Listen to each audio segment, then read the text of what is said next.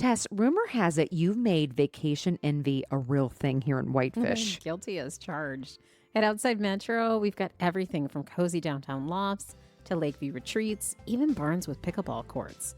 And with over 500 five-star reviews, you really can't go wrong. What?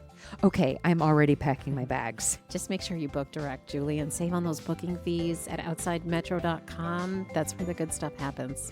Done. Outside Metro, and stay where the locals play.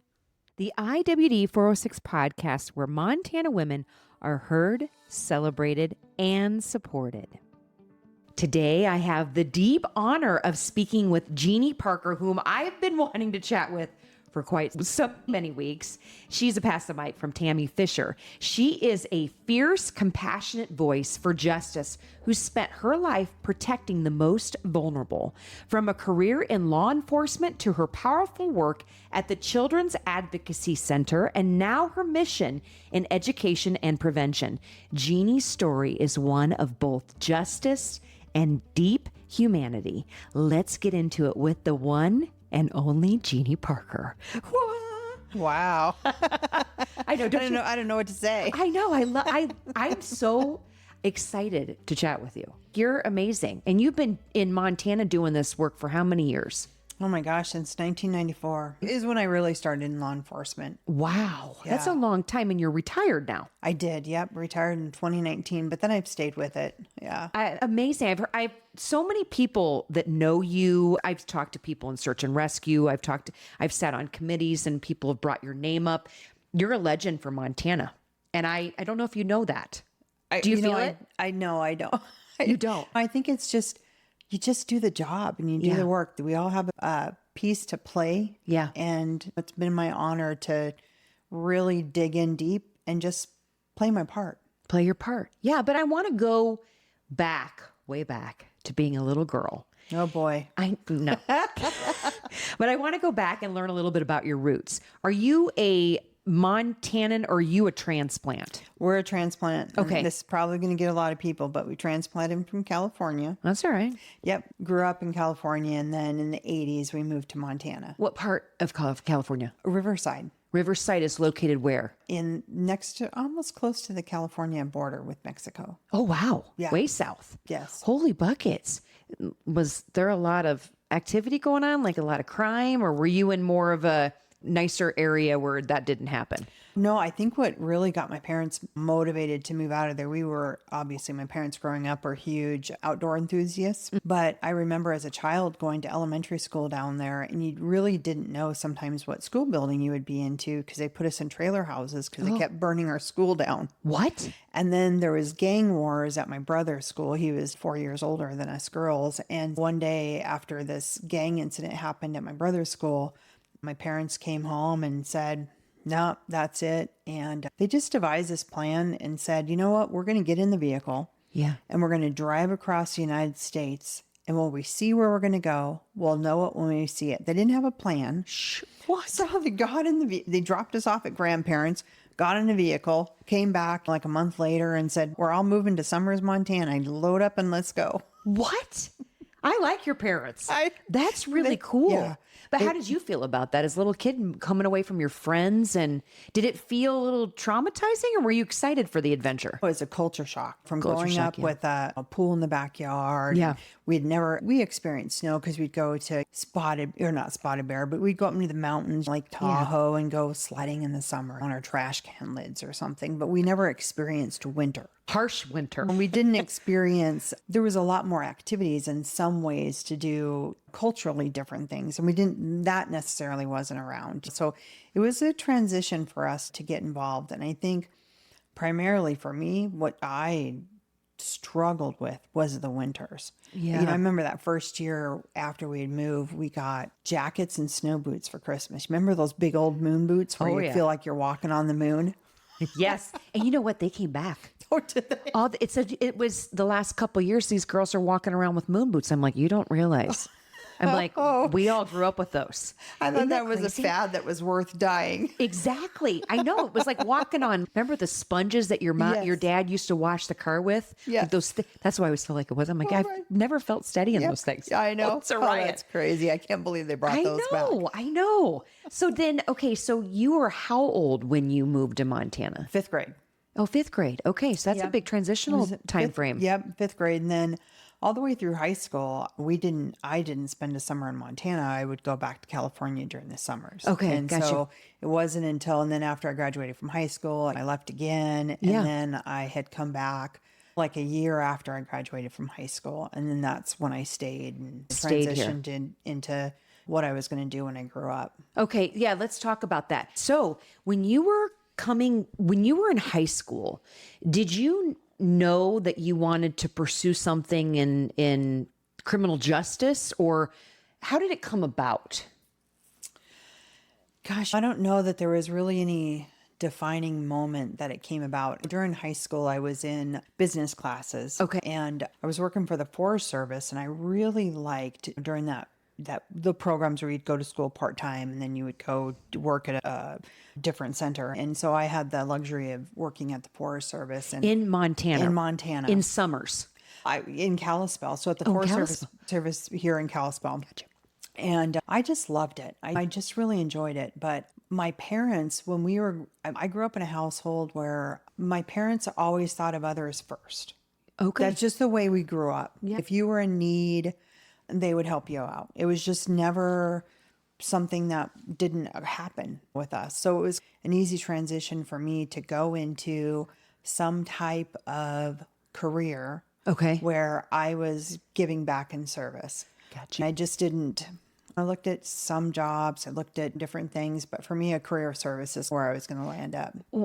Okay, so is your brother older or younger? He's older. And it's just the two of you, and then your There's mom. 3 of us. Okay, Yeah. so do you have another brother or sister? Younger sister. So older brother, you, middle child, and then younger sister. Yes. Mom and dad decided to leave, saw lots of craziness going on where you guys came from, Riverside, right? Yes. And then was your mom or dad in any type of service industry? Is that where the influence came from? My mom, no. I think it was just they were huge into the church. We grew up in Calvary Chapel, and that's just the way their families had always been. It was just something that culturally for us with our families, that's just the way it was. It's just nothing to ever come home and maybe somebody was sitting at the dinner table that didn't have food. Wow. Or somebody needed something. My parents were always just giving. In fact, when my father passed away 3-4 years ago, my brother, sister, and he had been building a house here in Evergreen, and he had all the contents of the home and he hadn't finished the building of the house. And we couldn't figure out a way to really honor my father's legacy. And he was a vet from the Vietnam War. And so we donated the entire contents of the house to the veterans' homes. Wow. To go to build. They took the windows. They just stripped the house. Wow. And they were able to then give veterans gas stoves and stoves, refrigerators. But that was just the way we were raised. Wow. Always just give back. Give back. Yeah. And also different types of people coming in and the plight. So you saw people suffering or needing things from a very early age on. And with that, I'm sure you cultivated compassion. Yes. Care. Okay, this person needs my help. How can I help? So then fast forward, when you got out of high school, where did you graduate from high school at? Here at Flathead. At Flathead. Yes. At that time, did you think I want to go into college and do something with the forest? Or did you want to go do something of service, nonprofit? Was that something that you were planning on doing? I think when I graduated from high school, ironically enough, I needed time to settle down and figure out what I needed to do. I was going down to the U of M. I had a scholarship to U of M. And I'd gone down to the university and done the whole transition to go into the university. And I had the best time of my life. Let me just tell you, it was a good time. And I remember coming home and telling my mom, and she said, I just don't know that maybe that's the right place for you right now. Maybe take a step back. Okay. Reevaluate, see what you want to do. So I left and I worked in a law firm in California for about a year. Oh, wow. Not quite a year. And then I came home and started at FECC. And then I decided at some point during that transition, I knew that I needed to find a job, for one. I needed to have a career to establish myself so that I had something. And originally thought I was going to go into nursing. Oh, wow. And so I started the program for nursing, but I was always I loved law enforcement. And my brother was a law enforcement officer by this time. I was going to ask you. Okay. And so I was doing nursing in the college, and I was working at the Cal Regional, and it sounds terrible, but they did a lot of paperwork. Oh, yeah, I'm sure. And I was like, I could drive fast cars. I get to do fun things. Yeah. Or I can just sit and do paper all day. Yeah. And so I thought, I'm going to go for law enforcement. Wow. And so that kind of there was a lot more to it, but that's, How old were you when that happened? When oh you my decided gosh, that? I was 20 years old. 20 years old, and you're like, I'm going to go into law enforcement. Where do you go for law enforcement training? So at that time, Flathead County had different dynamics with law enforcement. Okay. And I was establishing a family, and so moving our family around. I had a young child at home coming up. I was 21 and getting married. And so the only way you really got involved in law enforcement at that time in Flathead is you joined the reserve program. So you tested, you interviewed with them, and then you spent time in their reserves. Okay. And then they hired from that pool. Oh. It's completely different now. Okay. I think the dynamics now for law enforcement, they don't have as many people applying. Okay. And maybe it's not as a lucrative career, or I don't think the money's good for the guys. I hear troubles that law enforcement's having now, but back in the day, it's a completely different dynamic. I can see that. I think within the last, last 2 administrations, it's been rough for police officers. And I've seen, I just was at a softball tournament this last weekend, and one of the dads is a police officer, and he said, yeah, one of the things that we've experienced is the fear factor. You get out there, do your job. There's a lot of other things now we have to be thinking of. But also he was talking about the fact that a lot of the people want to get paid pretty well. But he said overtime is the big thing to build your pension and help make additional money. He said you have to learn the system and figure out a way to make it work. So a lot of the guys are leaving or they're not wanting to explore it. Now, back when you were starting up, I saw a lot of my friends going into law enforcement. 90s, a lot of them were going into the law enforcement fields and are still working in it. But they were excited about it. It was a cool thing to go do. Right. Now, as a woman, I have to ask you, were there a lot of women going into law enforcement when you started out? There wasn't. We had a much smaller percentage, and times were a little bit different. For instance, I remember we would work these details, and we were having trouble up in the canyons up in Hungry Horse, for people that aren't familiar with here, but there was a lot of bar fights. Yeah. And the bar stool races do not help, but they're fun. And so I was signed up to work that as an extracurricular duty. Right. And the patrol commander at the time took me off the list. And so I'd gone into his office and I said, I signed up to do this extra duty. Why would I be taken off the list? And he says, we can't have women going into bars because you could get hurt. And I was like, and you had training at this point, right? You had all the training and done on everything and proved yourself? Right. So I always talked about women in law enforcement back then. It just had to be scrappy. Yeah. You just I got to ask you, when he said that too, what'd you do? I was angry. I would have been pissed. I've never been one to not let my mouth dictate anything. And it's gotten me in trouble, unfortunately, but I was like, I'm one of the guys. I have done everything. I'm out there doing DUIs by myself, doing everything you are the one with it. And I had these conversations a lot. It's your problem, not my problem.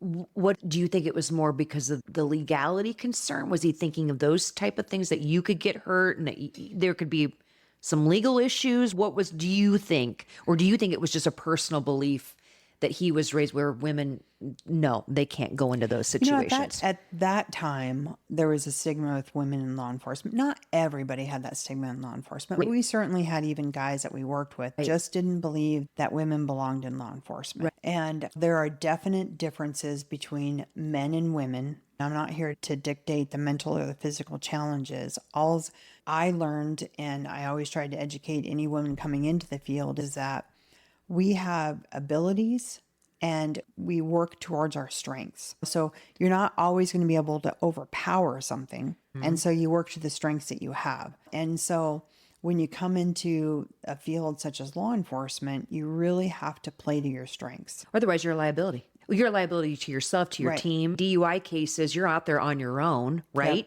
Yep. And so you have a gun, but the person, you always assume the person in the car also has a gun. We're in Montana. Yeah.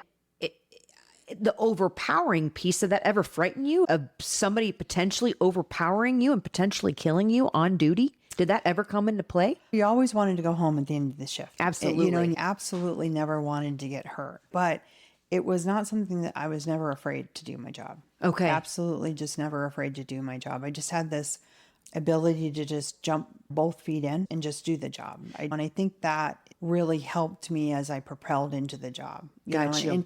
Because there's men in the job that still, they have to play to their strengths. And so it was just we have an entire different cultural shift now. It just evolved over time.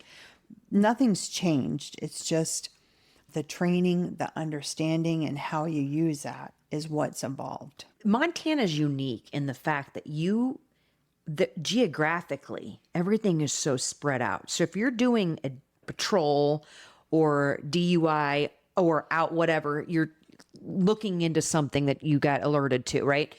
Your backup officer could be 45 minutes away versus... It was, yes. There was several times I was on calls when I was on patrol. You would roll into a domestic situation or find yourself in a DUI or something, and you would be working the canyon, or you'd be working up in the Flathead's 5,000 square miles. And even back in the day, they're still working shorthanded now. I know, I heard that. Yeah. So you have to have the ability to control a situation and protect everybody, yourself and the people you're dealing with, by yourself. And it takes skill and power and education and humility. Oh, absolutely. I want to ask you, when you first started out, do you remember a case that just shifted the way you thought? I think when officers come out, they're not naive, but they're real excited. I've seen a lot of my friends that are new police officers in the late 90s, early 2000s, and you can just see that fiery look in their eye. But then there's been something that's shaped the way they think and how they approach situations. Were there ever any cases like that in the very beginning that changed your approach? I think that we had the unfortunate benefit, and it's just Montana, it's just the way it's going to be even now. A lot of times you're working by yourself with backup, could be far away. Yeah. You might go into a situation and you learn over time, and you better learn it very quickly, how to have a conversation with somebody, how to de-escalate something, or have the ability to know that de-escalation is not going to work in this instant. And so I'm going to have to step up my game and do something instantaneous. And I learned that really quickly, especially when I was working in Columbia Falls and then I transferred back to the county, because you're out there on those streets by yourself and you get in situations where people are influenced by alcohol or narcotics, or when people call 911, it's not because they're having a good day. They're calling you because it's the worst day of their life. Yes. And tempers are flaring, emotions are high. And I learned de-escalation very quickly, and negotiation and communication, or if that wasn't going to work, you needed to know when to pivot very quickly. Yeah. Or step back and wait a little bit. Yeah. Human behavior is pretty predictable. Did you see that? Or was that not predictable for you? I would agree in some sense it's predictable. But when you add in the influence of alcohol and narcotics and emotions, people don't behave rationally. So what you might be dealing with, you might be having a complete normal conversation with them, and something will just trigger, just flip, or something just might set them off because their emotions are at the highest at that point. So you just got to really be on your game and be thinking ahead and calculating what's going to happen next, and understand sometimes you're going to be wrong. Okay, so you did that type of work for how long? Was it your entire career, or did you? Because in the law enforcement world, can you move to different divisions? Did they move you around? What did you do? You were on the streets, and then did you go more in office and do different cases? Yeah, typically you spend a good amount of time on patrol before you transition to detectives or special investigations or something like that. I spent only about 4 years on patrol before I was transitioned into detectives, and then I hit a niche. And then I spent my entire career primarily in detectives. So out of the 20-some years I was in law enforcement, I came back out in the middle of that for maybe a year and a half back to patrol. But my niche really transitioned to helping victims of crime. Doing sexual assault cases or child sexual assault cases or internet crimes against children cases. And so that became like a specialized field that not very many people were invested in. And so I really stayed with that. And I was good at it. I want to ask you, okay, that's what I want to ask you. So when you did it for 4 years, patrol for 4 years, how did you know that's what you wanted to do? How did you know that's where you're pivoting toward? Did they see something in you and they offered you the role to go in that direction, or that path to go in that direction? Or was it something you were curious about and you were like, I want to explore that because there's something in me that can see the way people behave? And you just said it right 2 minutes ago, but you can see the way people behave, and I know how to de-escalate. I know how to work with people in a way to get more information out of them. How did that evolve? Yeah. So for me, it was before I went to the law enforcement academy, actually. You spend probably about a year working the streets at that time before you went to the academy. Maybe sometimes it was less for people, but that's just the way it worked out for me. And it was probably about 1:30 in the morning. We had a 911 call where a mom had called and said that a family friend had come over to their house. They had been out to the raceway park and there had been alcohol involved. And when they had got back to their home that night, the family friend had molested their 5-year-old daughter during the night. And so obviously I was called to the house and I was taking the report and doing the investigation. And at that time, we didn't have children's advocacy centers. We didn't have really specialized ways to interview children or investigate these cases. And my partner that had been working that night, he left. The suspect had fled the home. And so the gentleman that I was working with left and went to go do traffic stops. Wow. And wait, so hold on. So you're there, you get called on this situation and they already knew who the guy was. Correct. That did this to this 5-year-old. Yes. You get called in and then immediately the officer has to leave to go do a DUI case? He left to go do traffic You're stop. there by yourself? So I'm there by myself. He leaves to go do traffic. Wow. And at some point during this initial investigation, I just remember sitting down with the child. I'm in her bedroom, and this officer found himself in a perilous situation where he needed backup immediately. And there wasn't no backup available from other agencies. So I had to leave this child and go back up this other officer and then come back to work with this child. And I remember being so angry. Yeah. I was just, I can't even describe in words what my emotions were going at that time. Having to leave this child in the middle of this and this family in the middle of this. Yes. Because this was a priority. So I ended up working the case and I went to the law enforcement academy. And during this time, I'd submitted my report to the county attorney's office, and it was probably, I don't know, I can't remember the time frame, maybe 5 months or so later, I got a letter of commendations from the attorney for how I'd handled the case, and this is successful prosecution of the case, and the offender was held accountable, and he went to jail. And then at the time we had Detective Maxine Lamb, who was running the Flathead County Detectives Division. Okay. And she called me and asked me to come in and meet with her. And at the time she was a legend. She was a very thought of investigator and detective. Wow. And I never met her. And Say her name one more time. Maxine Lamb. Maxine Lamb. Okay. Yeah.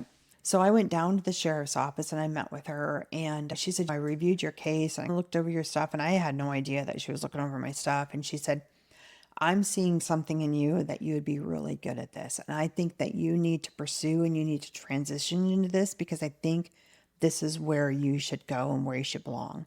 And it just really resonated with me, because I was still fired up about, it was a successful case. The child went on and the guy was prosecuted, but the way things were handled for the child and the lack of services for the children that time just never set right with me. Yeah. And it wasn't until years later that it was like, okay, just sat with me until we changed it. Interesting. That's such a pivotal moment, because my thinking would be, what if that case didn't shake out the way it did? What if they didn't know who it was? What if there was the 5-year-old? What if you really couldn't leave the case? How did you switch task from being in the mindset of working with this 5-year-old, speaking to the 5-year-old, the family members, to go do something completely different? That expectation of you, that would frustrate me. Right. Because I would be, as a service-minded person, I'd be super focused on what can I do to take care of, to help, and then all of a sudden be told I got to go over here to do something completely different. That would piss me off. And did you bring that up to your supervisors and people that you worked under? So I did. Obviously, like I said, I've always had a little bit of justice of the mouth, whether it's been good or bad. Yeah, good. But that's the way things were done. Oh, gotcha. So you couldn't question it. No, there was no other. That was the way. And it didn't matter even if I had stayed with that child. That in all ideal would not have been the perfect situation for that child, because there needed to be a system for children not to retell their stories and get support. And how did they do it before? That's exactly how they did it. Okay. You would go in and a law enforcement officer would interview the child. They might later go in and be interviewed by a detective. And that's what was happening back in the days prior to the children's advocacy centers. There was cases were not being prosecuted, or convictions weren't being won, because there's a lot that goes into interviewing a child and not tainting their testimony and allowing them to tell their story without any outside influence. Yeah. And then you have that re-victimization of a child. Every time you would ask them to be interviewed, retell their story, or go in for forensic examination, like a sexual assault examination.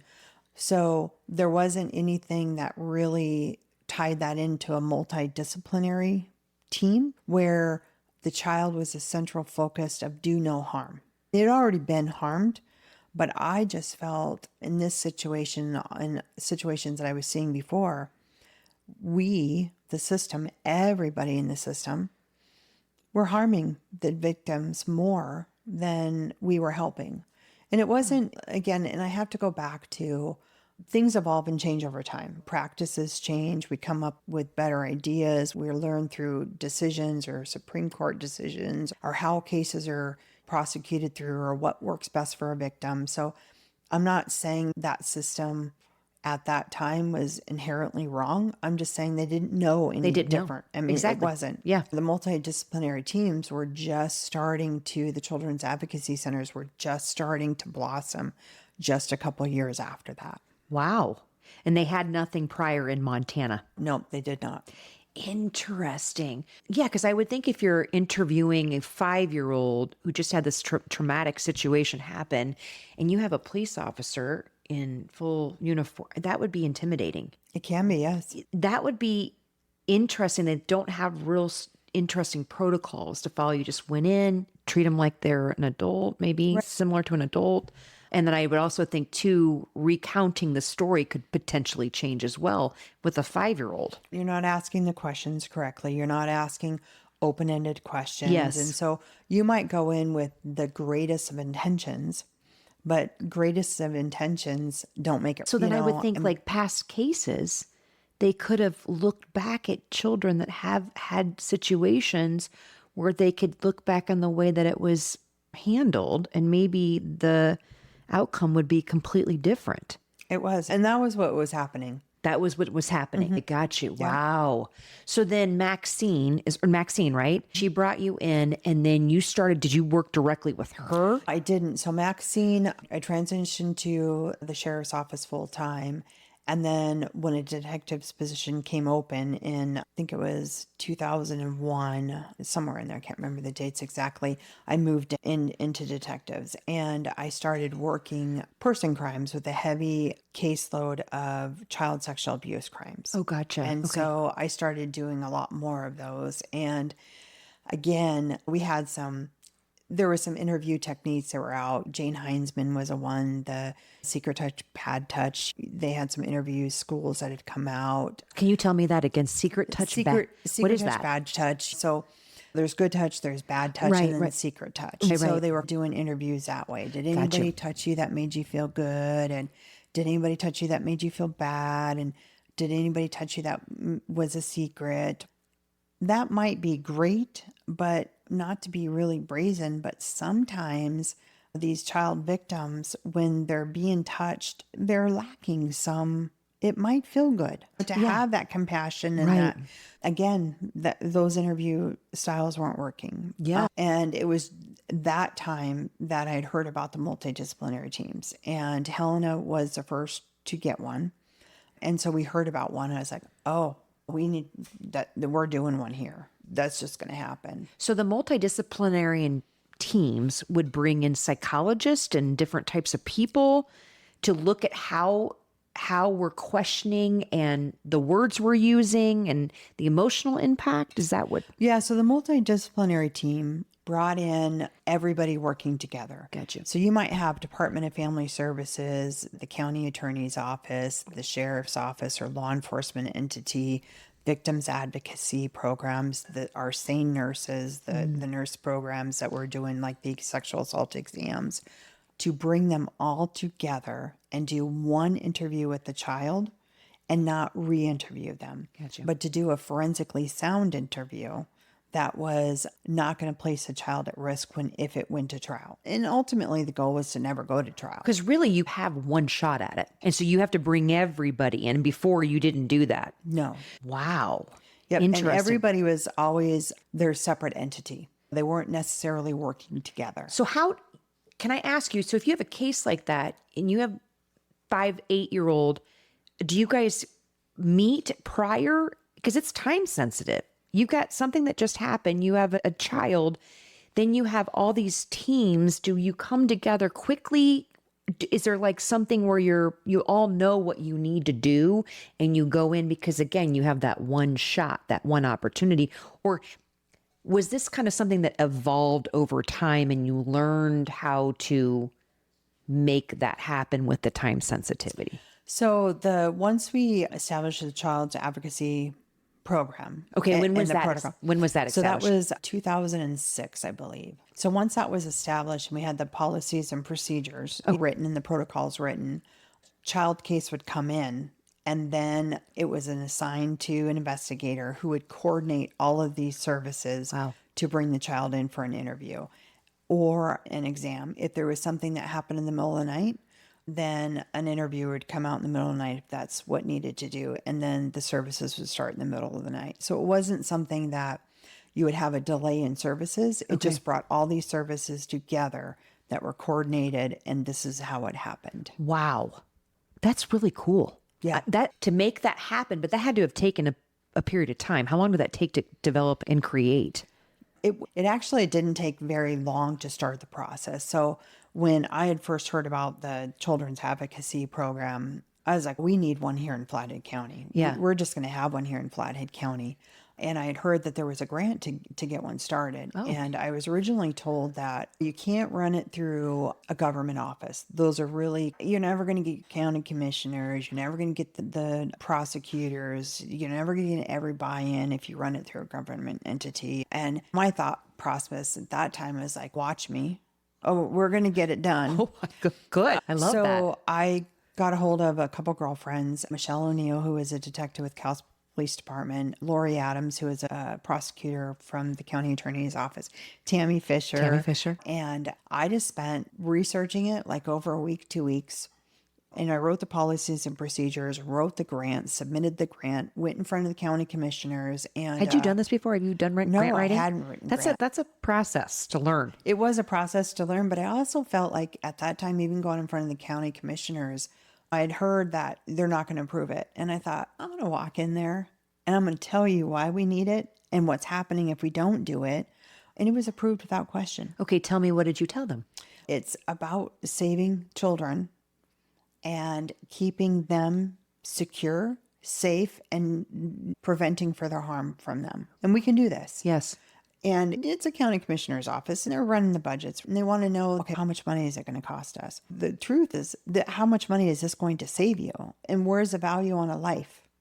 Yes. Quantify that for me. Yes. If we can take one child and make them whole and help them through a process and give them the support and the care and stop that generational, sometimes abuse that happens throughout the rest of their lives, you can't put a number to that. No. And so it was actually one of those things when we talked, I don't think that they even had an argument. It was just approved. Wow. And so then we worked makeshifting how we were going to do it. So then we had the grant, we had the money, but at that time, everybody was like, what do we need to do? Wow. We'll just put it together. Kalispell Regional Hospital, led by Den McCahey, they came in, helped. Wow. Kalispell Police Department, the prosecutor's office, Department of Family Services, everybody recognized the need. It was just, I mean, there was rocky sometimes at some points of being like, you can't have a king in the castle. There's no king in the castle when it comes to children. Yes. We all just have to play on a level playing field. And the child's well-being takes precedence over everything else, period. Wow. And I'm sure they saw the look in your eye when you were talking about it. You were like, no, this has to happen. Yeah. And when you see somebody that has seen something really bad and knows that we need to do something, things need to change. This is what we need to do when you have a child, and then you put money. You throw money out there. This is what's going to cost us if we don't do this. It's hard to say no. It is very hard to say no. Yeah. Yeah. Wow, especially good. when you're talking about, and so now the Children's Advocacy Center has become like a staple. Yes. So you were instrumental for bringing it up here. Yes, I'm so proud of and where they've gone. There's been several changes. They've made it into a program that's been absolutely phenomenal. We had some great forensic interviewers, coordinators, everybody that has contributed to the program owned a piece of it. Wow. And have made it from where we started at, just excelled and moved beyond. And there was just pioneers along the way that just came in and said, we can do this and we can. So where they have gone and where it's come from is just amazing. But you're the lead of that, which is pretty remarkable. How were you able to get people on board? Was it just reiterating what the goal is of this and what we need to get done and how we can protect our children? And what did you do to get people on board? I think at some point, it's when some of these things you talk about, when we're in service to protecting children at any level, no matter what we're doing, it's really hard to come back on an opposing side with an argument of why you shouldn't. Yeah. Or if you're going to come back and tell me we shouldn't because it's going to cost X amount of dollars, right, or we don't have the resources, when you can easily say, this is at the expense of our future. I mean, I think that's one of the things that I've been so passionate about my entire life, or my entire career of everything I've done, is that our children are so integral to everything that we do, and they are our future. Yes, they are. Yeah. So we have to invest in them to ensure our future. Correct. And if we're not investing in our children, and I was with the sheriff's office, or I've done these cases long enough to see actually what happens generationally when children don't have the access to proper treatment, or it becomes it could be just shame in a family, yes, or somebody supporting a suspect that was in this. And you can see how this generationally becomes a problem moving on into the future. So it's really hard to come up with an argument or say, I just don't think that's worth my time. Yes. Now you're seeing so much mental health push for people that have had sexual assault or experiences that were not good, and what it does now to the psychology, to their ability to work, to live, to participate in life.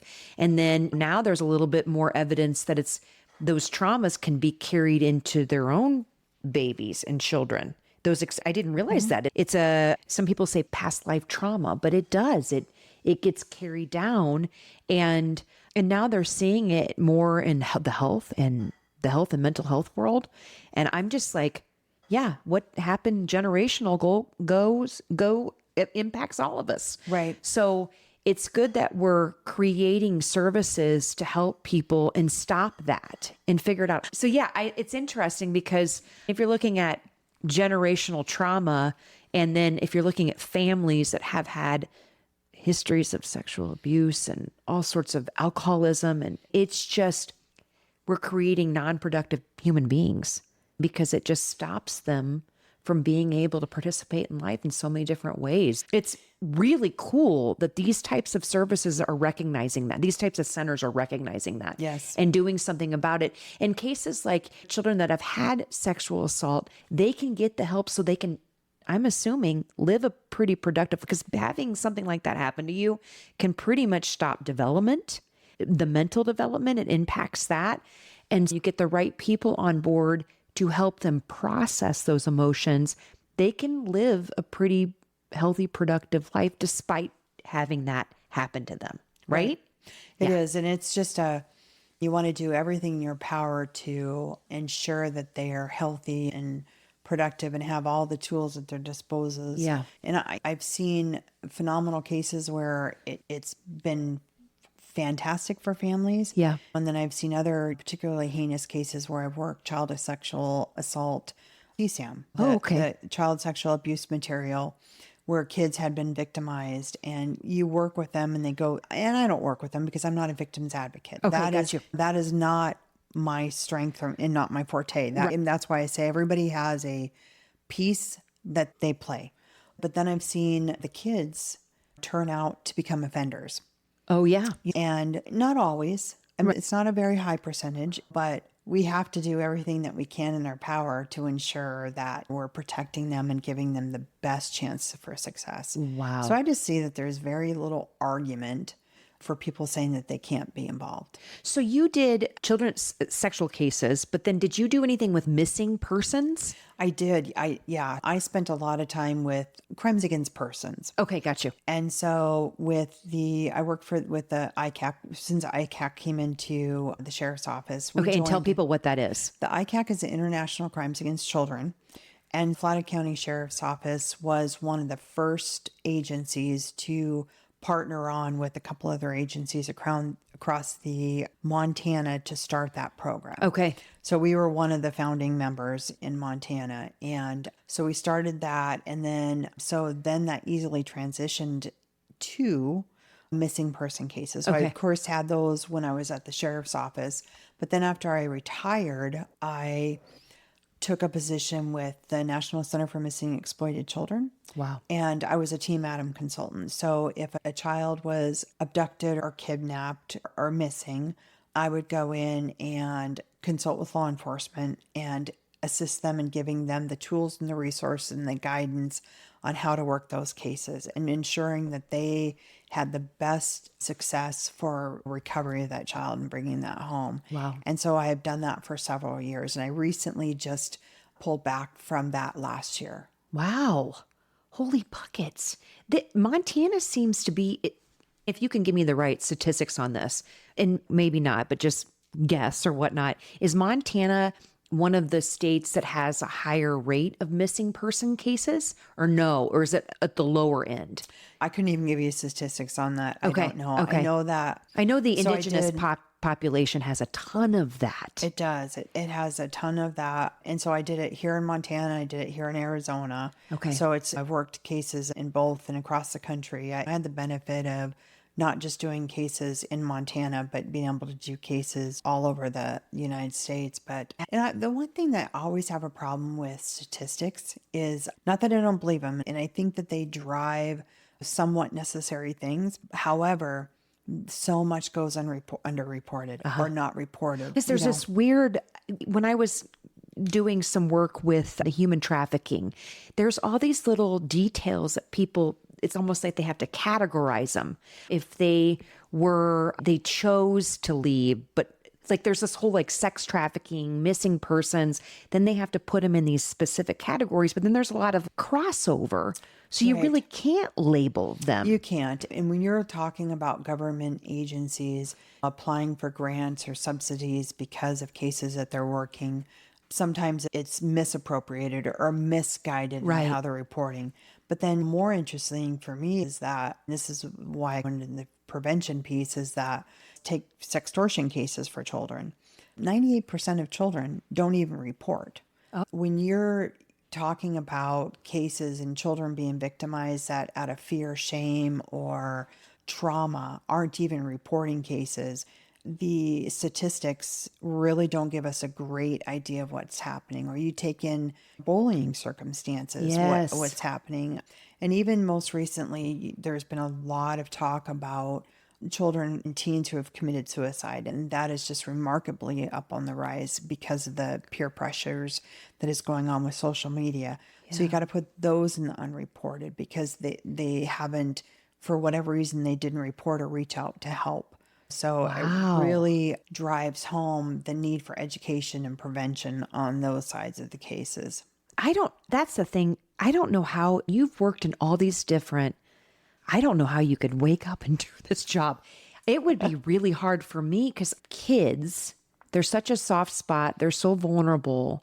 And then there's so many dangers lurking around every single corner. And now even on the computer, on their phones. How did you, after all these years, so you went from as a detective and then you started working with the Children's Advocacy Center, and then working with missing cases, and you said sextortion cases. What would that be? And then I want to ask you, how did you do all this work and then compartmentalize it in your head to go home to your own family? Like, how do you do that? It's a balance, because I've certainly spent a majority of my career in this realm of dealing with the ugliest of ugliest people that prey on children who, and find a child sexually attractive or just bring unsurmountable harm to a child, are probably the most ugliest, disgusting humans that walk amongst our society. Yes. Along the way, I had to give myself permission to just take a breath and step back. Yeah. And I remember once I started doing that, and I had this particularly heinous part of this investigation that I was working, and I had found these recordings and they were just the most egregious recordings. And I just had to set it down and just say, I will come back tomorrow when I'm fresh, because I'm no good to anybody right now when I'm traumatized myself. Yeah. So I'll just set it aside. I'm going to go regroup, reset, do something completely different, and then I'll come back. And then I saw law enforcement officers working in this realm, or advocates, or people working in this realm, or I don't understand how you can do the job, or you start realizing that they're having trauma. Yeah, I was going to ask you that. And you can see the trauma. Yeah. And my thing has always been, what's your plan? If you experience, when you start noticing that you're not able to give 100%, or you're starting to shut down yourself emotionally, and you're not able to stop the triggers that are coming to you, what's your plan? Yeah. And so that's the way I do education with kids and families too, is if you have a plan and you practice a plan, no matter what it is. Even I tell kids and parents, like on social media, the chances of you encountering something online is very high. Oh, it is. It is very high. Okay. What is your plan if it does happen? You need to be prepared for these things. Yes. Because I think as a mom, that's the thing that I've asked the school system. What is the type of educational program you're teaching these kids if they do get bullied online? What do they do? Sometimes parents my children, I don't think they know what to do. What is the plan? And I'll be honest about that. I don't know what I would do. If my kid was getting hit up on Snapchat or what, I know we have parental things that we do to block sites, and Montana has a law now. There's like pornographic sites that they can't get access to, or certain sites that are being heavily monitored by the state or whatnot. But as a parent, we do our best, but they still can find ways to sneak in and get at our children. Absolutely. And in the back of my head, I'm like, where would I report that? What would I do? And I have heard cases and of parents that have experienced that they themselves didn't know what to do. And I do think we do need more resources. And I want you to talk a little bit about what you're doing now to help caregivers like myself and even grandparents that are like, this is social, even phones are new to a lot of grandparents, and how to even understand all that, how to put the parental controls on there. Talk to me a little bit about what you're doing now to help educate people like myself and other caregivers. Yeah. So over the last couple of years, I went into private consulting. Yes. And so I work for different organizations and I provide services about what can we do with technology and also in an educational realm to protect children from harm online. And sometimes it doesn't even extend to just online, it extends to person. But how can we also incorporate that something into a daily mechanism where we can have these conversations as parents or grandparents with their children? And what can we do to prepare for those? I've spent the last, because I transitioned from working as, we were always proactive. An incident would happen, then you would proactively investigate it, and then you would stop it. But the victimization has already happened. And at some point, we are so far behind the curve, and the internet has evolved into this entirely different realm. We are in I would say probably in every 3 to 4 months, we're cycling into something different. Which is crazy. It's just... And so I've had the benefit of even consulting for law firms where I'll go in and do investigations on some of these big social media companies and talk about and look at how are those platforms exposing risk to our children.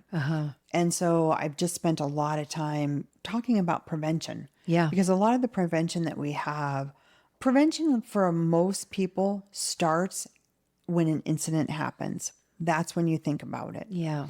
And I'm a simple analogy person. We get in our car, we buckle our seatbelt. Right. We leave the house, we lock the door.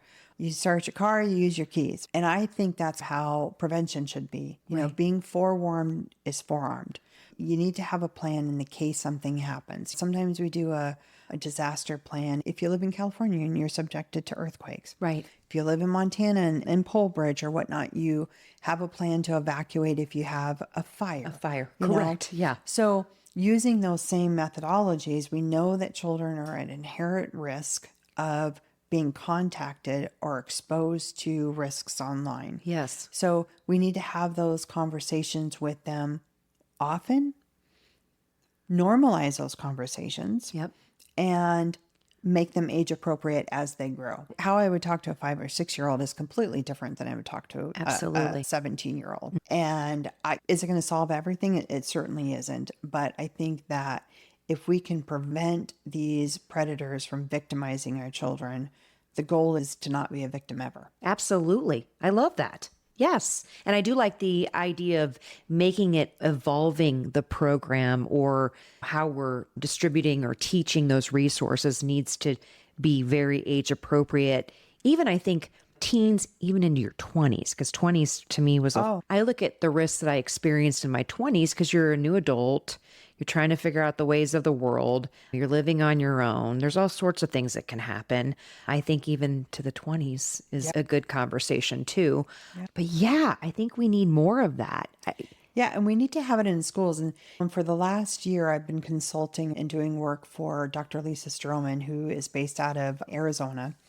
And she has developed a program, the Digital Citizens Academy. Okay. And it's actually a program that is designed for in-school use and persons that are homeschooled. Oh. For children, parents, guardians, and it's all age appropriate from the youngest all the way up. Okay. And so schools can implement these programs within the schools that educate the children at age appropriate levels from we don't even have the time to talk about Dr. Lisa Stroman's background because she's absolutely just phenomenal, and she deals in technology over abuse and stuff. But bringing those programs into the schools and making it part of the curriculum or something that is available to students with bullying and child sexual abuse material and sextortion and these different things has been an ultimate game changer. And last that I spoke to her, I know that she was working to bring some of the programs here to Montana. Oh, wonderful. And so if we can get those programs in our school, yes, with the relevant content that's completely updated, that is educating and training children at a level that they understand, and then guiding parents. Yes. And so that's part of the thing that I've been working on is assisting with guides for parents. If you have a question or you can ask a question and then Dr. Stroman tells you, okay, this is next steps that you would do, or this is how you could handle this situation. Wow. Because everybody's going to have something different. Right. And so having these available in schools, I'm really excited about it. Yes. And it's dcakids.org if anybody wants to look at. Thank you for telling us that. Say that one more time. DCA, Digital Citizens Academy. Okay. Kids.org. Okay, so gotcha. I'll put that in the description of the episode. Right. Perfect. You can find her relevant content on there. And then, it's just amazing just to be able to be part of the prevention process and help kids. And then helping like you said, the 20-something-year-olds, and then these young women who are in dating relationships or women that might be entering back into relationships. That's what I was going to say, second act. Yeah. That's where I can help women with, here's how you aren't scammed. Because a lot of what we apply to being safe online for children is just the same practices for absolutely everybody. We are just changing the verbiage and the age appropriate level of it so that you understand it in the context that you are at. I love this. And I love the fact that you just said that. So there's a lot of women that are in their 50s and 60s that are either they're widowed or they get divorced and they're getting back out there and they don't realize all the dangers that they could be exposed to. So having something like that would be life-changing. It'd be so helpful. I always say when my kids were born, I'm like, I need a manual. This is like a manual that you're creating from the perspective of thinking. You must think very, not abstractly, but you think very methodically of all the tiny details from being a mom yourself and as being a grandparent now. The things does that keep you up at night of questions that pop up in your head of, oh, this scenario can happen. So what if the scenario happens? These are the questions to ask. Is that what? I think the kids will say, my grandchildren, they're here, and I was spending time with them, and they were playing a game online when we were there with them. And it was a game I actually hadn't heard of. And my first instinct was, well, was there chat involved and those kinds of things. Yeah. And so I really go to the technology side of it. Where are you vulnerable at? And how are you setting up your systems when you're online? And do you have access to social media platforms that you shouldn't have access to? Children really shouldn't be on social media until they're probably in high school. Yeah, I agree. You just can't. There's so much peer pressure that develops through this that it's very difficult to manage. And so I'm always looking for, what has changed? And I know that there's a lot of legislation that has just changed, and they passed here just recently in 2025 some new legislation against the social media companies about age verification and these things that you're going to do. And so I look at it from the angle, think that is amazing, and that's a great first step.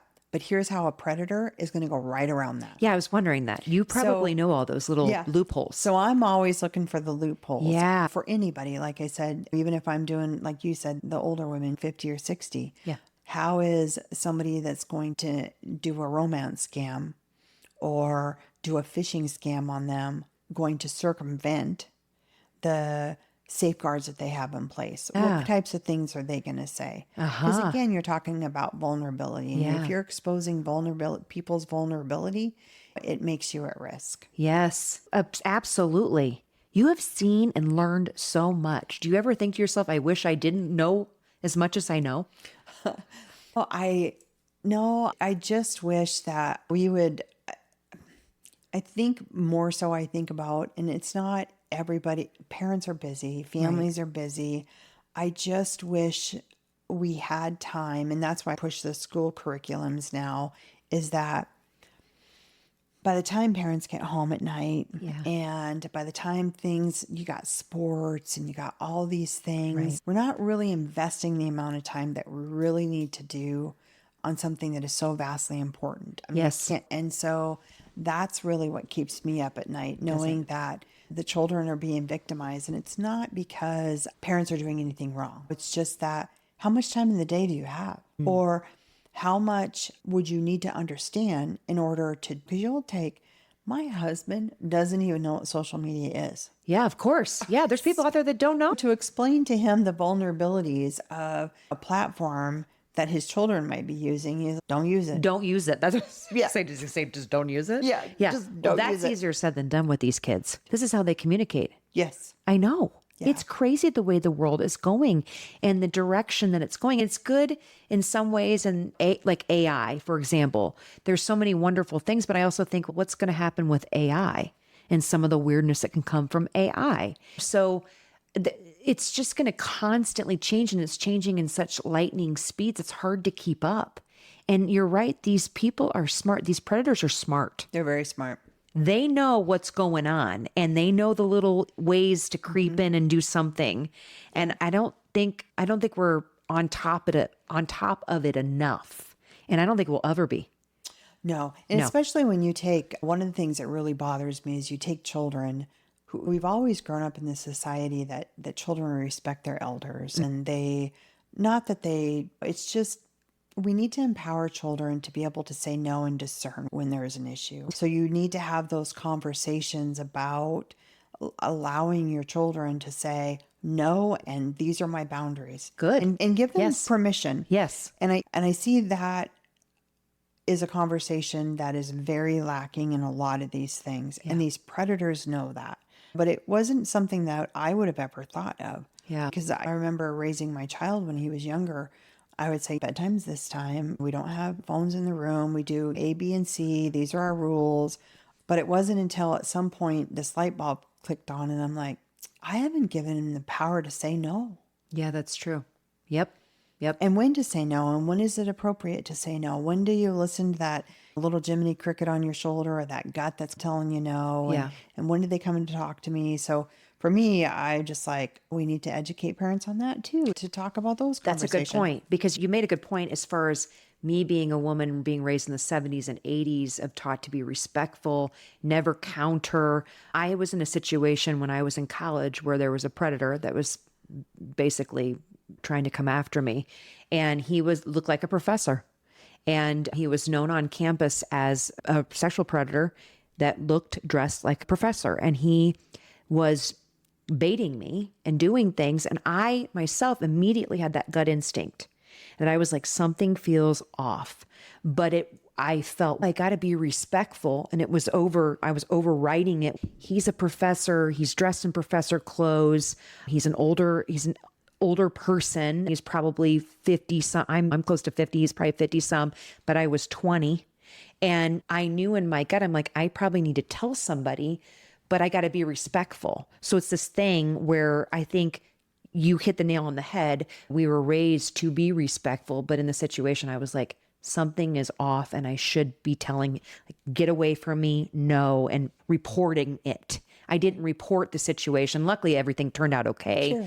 At the time, I was like, if I just would have really listened to my gut instinct instead of overriding it of, he's an elder, I have to be respectful, I've got to entertain this, I should have just been like, no, you're acting inappropriate, and I'm going to go report it. I didn't do that. And I think that's a lot of times that happens. It does. It happens a lot more than you think. It does. And Yeah, oftentimes if we do override our instinct, it causes all sorts of problems. So I teach my daughter and my boys to very much tap into their gut instinct. Yep. Absolutely. Yep. I've so enjoyed talking with you. Oh, thank you. It's been a pleasure. And all the things that you're doing. It's amazing. And I don't think you're going to stop. I don't have any plans to right now. You don't? I'm enjoying the heck out of it. You're enjoying the heck out of it. Plus, you've got some flexibility and you're back and forth and you get to see these grandbabies. Yes. And have fun. Yep. That's been the highlight of our lives. And so right now, do you foresee in your future, you're retired, but you're doing kind of some freelance shadow work? I really like the freelance. I really being able to pick and choose what I'll do. Yes. Just because it allows me to discern and say, now that my focus is this. This is where, and if I don't want to, because it's not really falling in that line or whatnot, I don't have to do it. I love that. Yeah. We all should be like that. If it doesn't, why do we have to do things that we don't want to do? But I do think do what you love. You look like you love what you do. I do. I really do love it. And I think now being where you're sitting, where you're at, that education piece and that compassion and then advocacy for helping people, preventing the outcome, because you've seen the outcome. Yes. And all that prevention is absolutely critical. So we don't have to suffer. So I think it's wonderful. I think you're doing amazing things, Jeannie. I'm just impressed by you. No, thank you.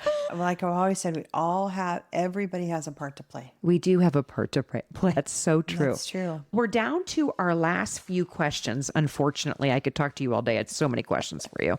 But I want to ask you, hold on, let me get to it. What would you say to a young woman who wants to follow you or follow in your footsteps?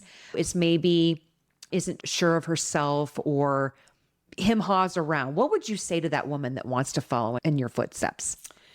And it's funny as I actually get LinkedIn messages or people reach out to me and say, I want to do what you did. Yeah. What are the steps and what do I need to do that to be there? And one of the things I always tell people is there's no really shortcuts. There's not a shortcut to be able to do this kind of work. And I'm a firm believer in being able to, I'm not saying that you can't educate somebody if you haven't been involved in some of these things, but it takes away that experience from having the knowledge of how different things evolve and take. And so you really should invest in a future that is going to set you up working these cases, being involved in these cases in order to do that. And that's when I say there's no shortcuts.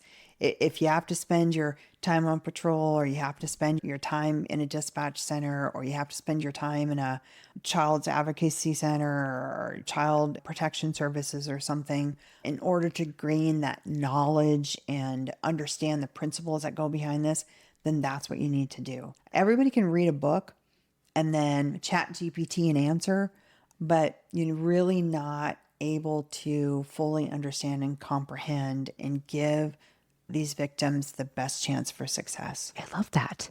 And I've seen your whole life as far as what you've shared from a little girl and some of the things you experienced and explained as a little girl, and then moving and then giving back, people coming into your house and learning about people and being curious, and then your experience in the law, as patrol, and then that evolution and just staying curious. I can tell you've just stayed curious, but you've also learned so much along the way, and you've learned the areas that need more advocacy, more focus.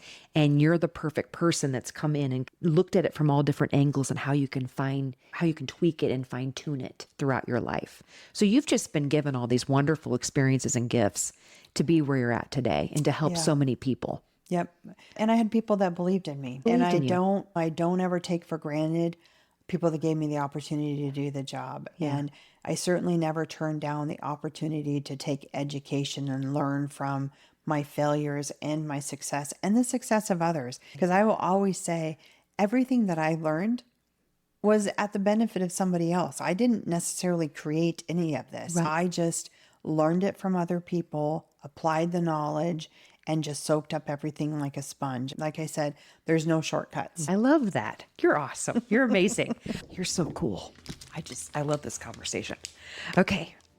All right, Jeannie, we're down to our final question, which is Pass the Mic. It's a special segment on our podcast because we believe in amplifying the voices of remarkable Montana women. So if you could pass the mic to a Montana woman to share her story on the IWD406 podcast, who would she be and why? It was a tough one for me to think because there's been so many women in my life that have just been a positive influence. But one of the ones that I just deeply was appreciative of and just did a remarkable job was Deb Mulcahy. And she was so instrumental in working with Kalispell Regional at the time, but now it's Logan Health Center, and building that Children's Advocacy Center and setting up the components to protect children and women, because she built the sexual assault nurse examiners program that they have there, as well as the Children's Advocacy Center, and has done so many other things with the hospital as well, and is just one of those people that is always giving first and doesn't take. It's just inbred in her to give back and empower women. And I just look to you, and I appreciate everything that you do, Deb. Oh, I love that. I'm looking forward to meeting her. Yeah. That's wonderful. Wow, Jeannie. Thank you so much for passing the mic to her. Yes. That's wonderful. Thank you so much. I really have enjoyed this conversation. I love all that you've done, and you're such a legend. People have talked about you and all the work that you've done. And again, I just want you to sit back and absorb that, just being that power player in Montana for women. It's remarkable. It's amazing. It's been an honor. Good. Awesome. Yeah. Thank you so much. Thank you. A special thank you to our podcast guest. You can find all of her links in the description of this episode. If you like what you heard, please hit subscribe. You will be notified of future podcast guests. Follow us on our social media platforms and stay tuned for our next podcast chat with an amazing Montana woman.